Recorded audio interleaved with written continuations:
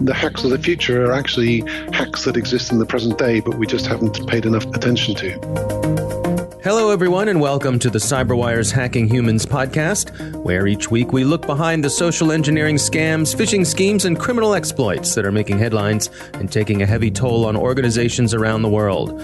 I'm Dave Bittner from the CyberWire, and joining me, as always, is Joe Kerrigan from the Johns Hopkins University Information Security Institute. Hi, Joe. Hi, Dave. As always, we've got some interesting stories to share, and later in the show, we welcome Charles Arthur, who's the author of a book titled Cyber Wars. But before we get to all that, we've got a quick word from our sponsors, our friends at KnowBe4. Have you ever been to security training? We have. What's it been like for you? If you're like us, ladies and gentlemen, it's the annual compliance drill, a few hours of PowerPoint in the staff break room.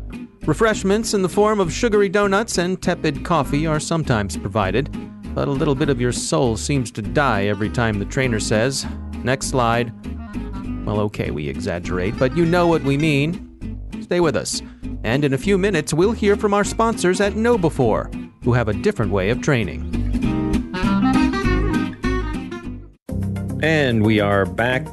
Joe, there was a story making the rounds this week. It was pretty much covered everywhere. Yep, I saw this one. Had to do with the President of the United States and comedian named John Melendez. Right. More popularly known as Stuttering John. Stuttering John from the Howard Stern Show. Right. So Stuttering John Melendez, had a previous relationship with Donald Trump. Trump was a regular guest on the Howard Stern Show. Right. Melendez said that he had spoken with Trump on numerous occasions over the phone before he was president. Right. They were familiar with each other. I don't know if they were buddies, but certainly acquaintances. So the story goes that Melendez was going to record his podcast, had no guests, and thought, well, let's try to call the president. Called the White House switchboard as himself. And the White House said, "I'm sorry, the president is not available. He's too busy." We're all making sense so far, right? Yep. So that's what happens every time I call the White House switchboard. Well, absolutely. So Melendez calls back, by his own description, using a ridiculous British accent. Right. And as you know from last week's show, I'm a big fan of using ridiculous accents for social engineering scams. So calls using a ridiculous British accent, pretending to be a staffer for Senator Menendez. Senator Menendez is from New Jersey. Right. So we have Melendez and Menendez. Calls to be the scheduler for Senator Menendez. And the White House operator asks, why were they calling from a number that they did not have on file? And Melendez said it was because the senator was on holiday, right? The first thing that happens is, hey, how come you're not calling from a proper number? Right. And John comes up with an immediate explanation for that. Right. Plausible. That he's away. He's on vacation and he's calling. Right. So according to the reports, the White House checked with the senator's office, and the office confirmed that the senator had not actually made the call. But White House son-in-law Jared Kushner put the call through from Air Force One anyway. And Melendez had a conversation with the president. They talked about immigration and Supreme Court justices. Right. A pleasant call. Melendez, at no point in the call did he actually say he wasn't Menendez. Right. The president called, assuming this is who he was talking to. But at no point in the time did he say that he was Melendez. Correct. Right. He did not say, gotcha. He didn't. He never revealed who he actually was. And he didn't say Baba Booey a bunch of times either. He did not say, as far as I know, he did not say that. But so the recording of the whole call is readily available. It's everywhere online. It's also on John Melendez's podcast, so check it out if you want to hear it there. He did say after the fact that he received a visit, and I'm presuming a stern talking to, from the Secret Service for doing this. I don't know if technically there's anything illegal in what he did. There were no threats. No threats, but he did misrepresent himself. Yeah, so I guess you could say maybe fraud. Maybe, I could see how the Secret Service wouldn't be happy about this. But on the other hand, you could say that they exposed some weaknesses in the communications chain from the White House to the president. Yeah, so maybe he did him a little favor. It sounds like the switchboard did everything right, and then Kushner did an end run around the policies and the procedures and short-circuited them and put the call through anyway. Sure. Yeah, and there's been lots of criticism of this president with his use of unsecured cell phones and Yes, there has devices and so forth. So yeah, it's an interesting tale. I think particularly the social engineering angle of this is just that calling using a British accent, which I think as Americans we tend to find at the very least charming, but often authoritative, right? Well, yeah, but I mean, as Americans, shouldn't we be more suspicious of British accents? You'd think. I mean, it was just Independence Day, right? And you'd think, and yet we are not. Right. Yeah, that's right. But then also the thing about being on holiday, a perfectly plausible. Yeah, perfectly a reasonable explanation. Yeah. So interesting story. I suspect there's someone at the White House and coordinating with the Secret Service to do a better job of making sure that these sorts of things don't happen again. Let's hope so. But congratulations to John Melendez for an excellent penetration test of the White House communication system. There you go. What story do you have this week, Joe? So my story is not nearly as lighthearted, unfortunately. Again? Just like last week. Okay. So this story comes from Naked Security and the folks over at Sophos. Mm-hmm. The article starts with a story about a woman in the UK who's in her 70s. She's got a terminally ill husband, and she gets an email promising her £500,000, right?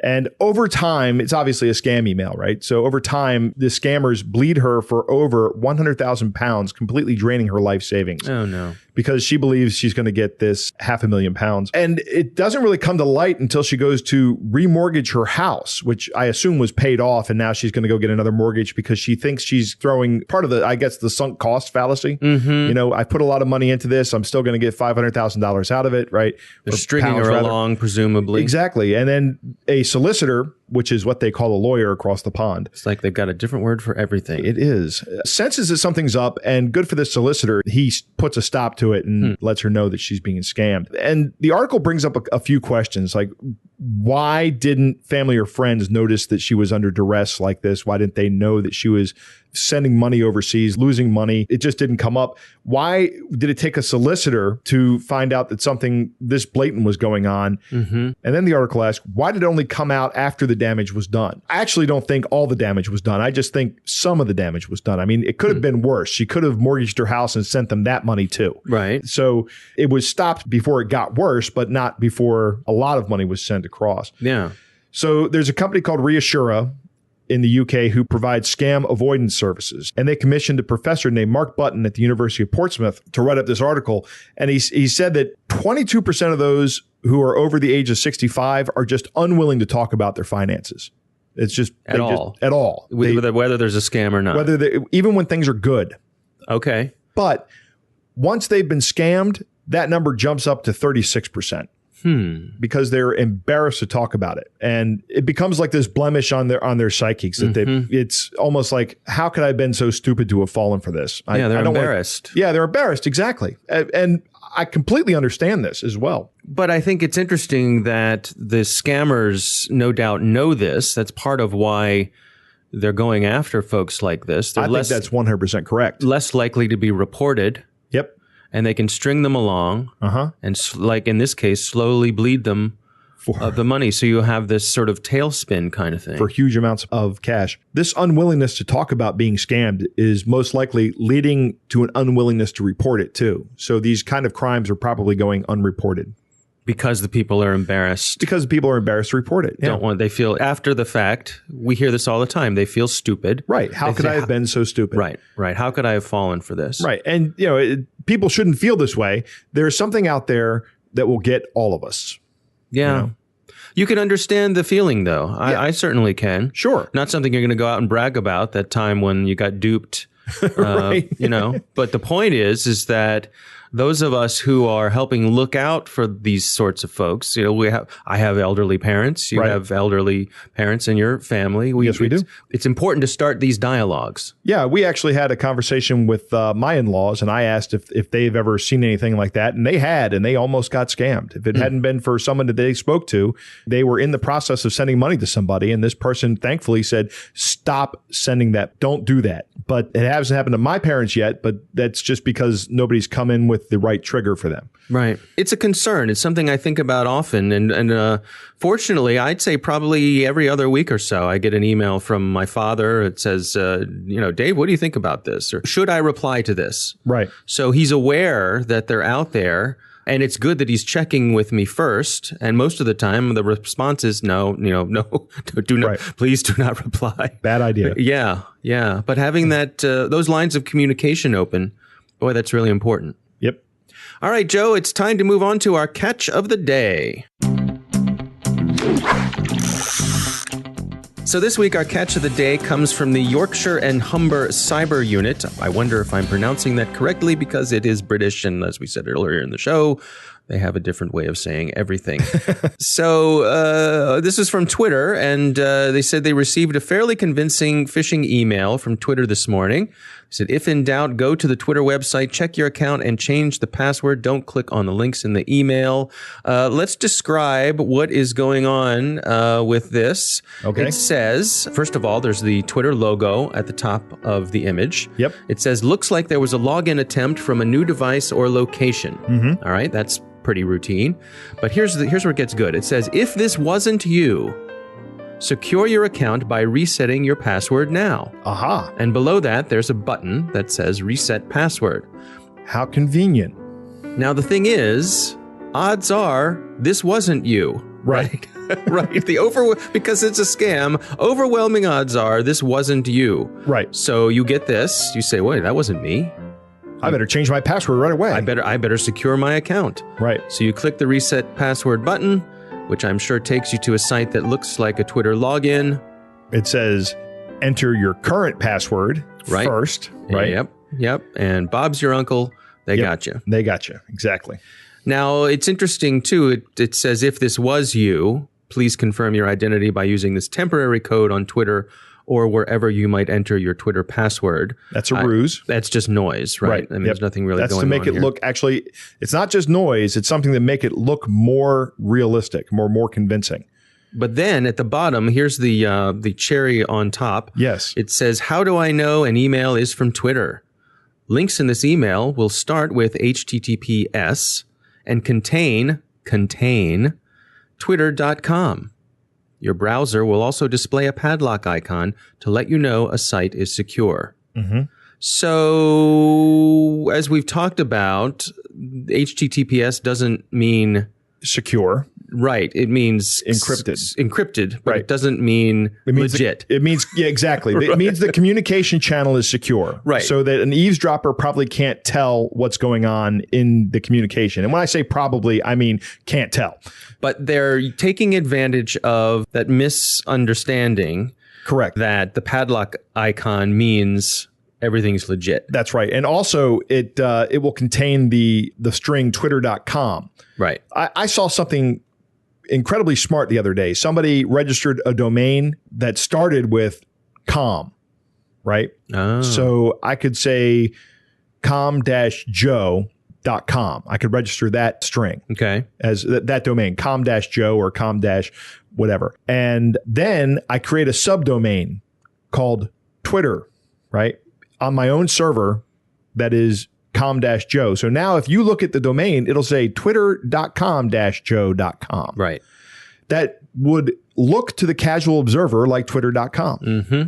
Right. It contains what they said it's going to contain. It does. And it looks, it could even go https://twitter.com. Mm-hmm. And if you don't look beyond to -joe.com, then you might think there's twitter.com. That's where I'm going. So several ways to trick you into thinking that it's secure when it's actually not. Absolutely. Yeah. All right. Well, it's something to look out for. Classic ruse here, trying to gather up your password for Twitter, and then once they've got it, they own you. Right. All right. So that is our catch of the day. Coming up next, we've got my interview with Charles Arthur. He is the author of Cyber Wars, Hacks That Shocked the Business World. But first, a message from our sponsors at KnowBe4. And now back to that question we asked earlier about training. Our sponsors at KnowBe4 want to spring you from that break room with new school security awareness training. They've got the world's largest security awareness training library, and its content is always fresh. KnowBe4 delivers interactive, engaging training on demand. It's done through the browser and supplemented with frequent simulated social engineering attacks by email, phone, and text. Pick your categories to suit your business. Operate internationally? KnowBe4 delivers convincing, real-world, proven templates in 24 languages. And wherever you are, be sure to stay on top of the latest news and information to protect your organization with KnowBe4's weekly Cyber Heist news. We read it, and we think you'll find it valuable too. Sign up for Cyber Heist News at knowbe4.com/news. That's knowbe4.com/news. And we are back. Joe, I recently had the opportunity to speak with Charles Arthur. He is the writer of the book Cyber Wars, Hacks That Shocked the Business World. Interesting conversation. Here's my talk with Charles Arthur. I'd been looking around for a book idea, and I had a few ideas in my mind about what I wanted to do. My publishers contacted me and said, would you like to write a book about hacking? And they had a suggestion about looking at big hacks. So I had to think about it and came up with a list of 7 or 8 of things that I thought were important, hacks that were illustrative about the sort of problems that people and organizations have, and which would catch people's attention, or which would already caught people's attention, which I thought would be useful to know about. Yeah, and the book does go into depth into certainly some of the well-known high-profile hacks, the Sony hack, the TalkTalk hack, Mirai, ransomware, things like that. What I want to focus on today with you are some of the hacks that involved social engineering. You have a chapter in your book about John Podesta and how his Gmail account was hacked. Can you tell us that story? What happened there? Sure. So John Podesta was the chairman for Hillary Clinton's campaign, and the campaign had been aware that they might be the target of hackers. They weren't sure what sort of origin those might be, but a lot of people obviously would want to hack into a political campaign. The Hillary Clinton campaign had actually protected their emails, their email accounts with two-factor authentication, which means that not only do you have to have the username and the password, but you also have to, when you try to log in, you have to type in a code, a 6-digit code, which is generated automatically by a program or sent to you by a text message. John Podesta's personal inbox, though, did not have two-factor authentication turned on. And so one morning, while he was actually over in California, there were a number of people from the campaign who monitored his inbox, because that was, in effect, one of the various different nexuses for information flowing through the campaign. They got an email which appeared to be from Google, which said, someone has your password. They've been trying to log in from, they named an Eastern European country. You should go and protect your account now. There was a bit of mild panic within the campaign headquarters. It was early on a Saturday morning, and it ended up with someone going to this phishing page, as it turned out to be, and entering in his credentials, which meant that all of his emails from the past and into the future were now open to the hackers, and meant that they could basically strip mine his entire email. They did this. They kept on monitoring it. It meant also that they had access to other elements that he had connected to that email. So his iCloud account had a recovery email there, and they could also get into that. And so they were able, at their leisure, to pass on these emails to people who might be hostile to Hillary Clinton, which includes Julian Assange of WikiLeaks. And that meant that when late in November or October, there was a tumultuous day, really, in terms of the 2016 presidential election, when first the FBI said that there were efforts by Russians to hack the election, and then the Washington Post broke a story about Donald Trump and an Access Hollywood tape about basically assaulting women. At the sort of later in the afternoon of that day, Julian Assange released the first tranche of these John Podesta emails. So for a media trying to look at what story to fixate on, there was more than enough to think about.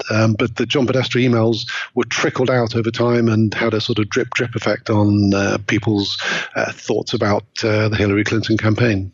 And so just to be clear, I mean, the message that they got, it was not an actual email from Google. It wasn't actually from Google. It was rather cleverly disguised. It said someone has your password, and I suspect that Google has methods in place to trap emails which say that. But this email had a Unicode character, so that the O in password looks like an O, especially if you view it on an iPhone, but if you view it in different fonts, then you can see that it's actually not a normal English O. It's a Unicode character which looks like that, but I think it was chosen after some experimentation by the hackers to get through filters such as Google would set up. Was the success of this phishing email dependent on the fact that Podesta did not have two-factor enabled?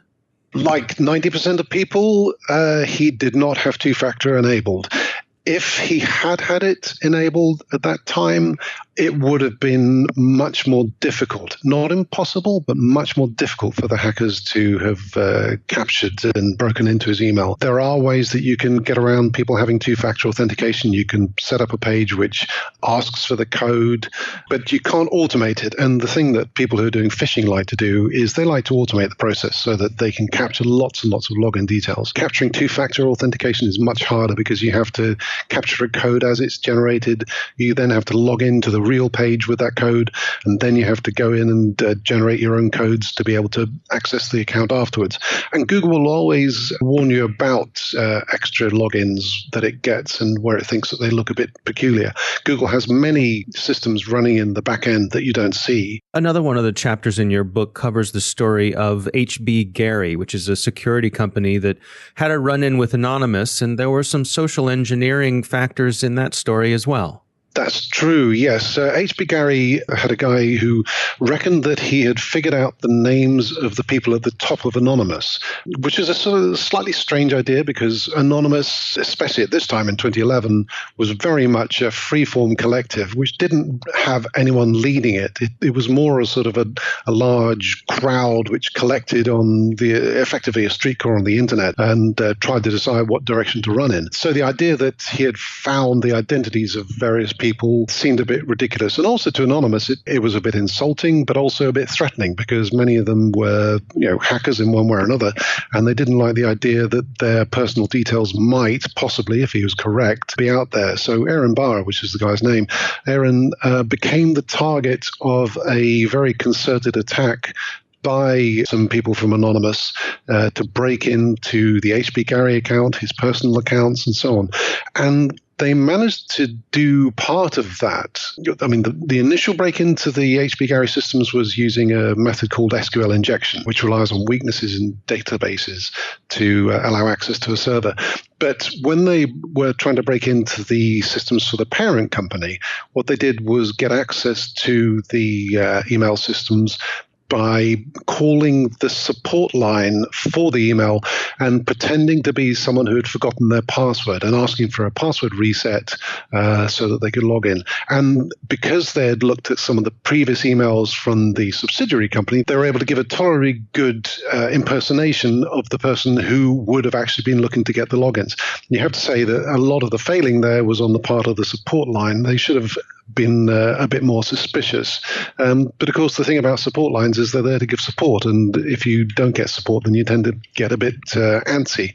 So there's always a difficult line to tread for them.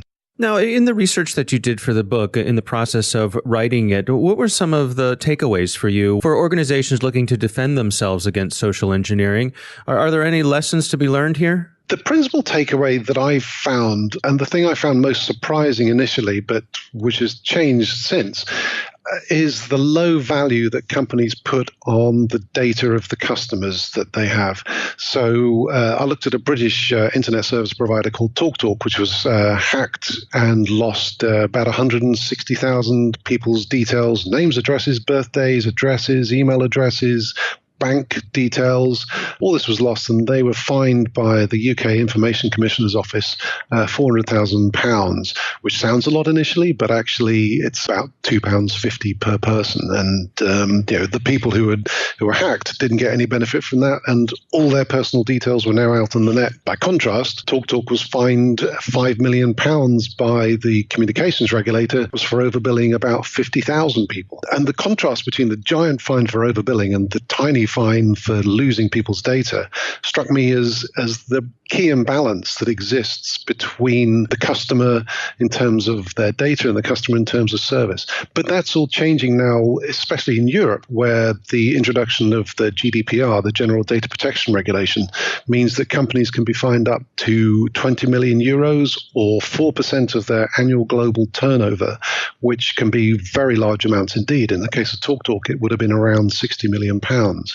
So I think that the lessons are that actually the big fines are coming, and therefore companies need to be looking much more about the safeguards they have around their customer data, and even whether they're holding too much data. I think a lot of companies have gotten into the habit of getting data, holding data just because they can. They don't know why they're going to use it. They just think that having more is better. But the lesson is that in general, you are going to be hacked at some point. It might be big, it might be small, but you are going to get hit. So you need to have less data there than you might otherwise have if you weren't going to get hacked. The Information Commissioner, in giving evidence to the UK Parliament, said some people say data is the new oil, that everyone's going to make money off it. But he suggested maybe you should think of data as the new asbestos, potentially toxic to your company.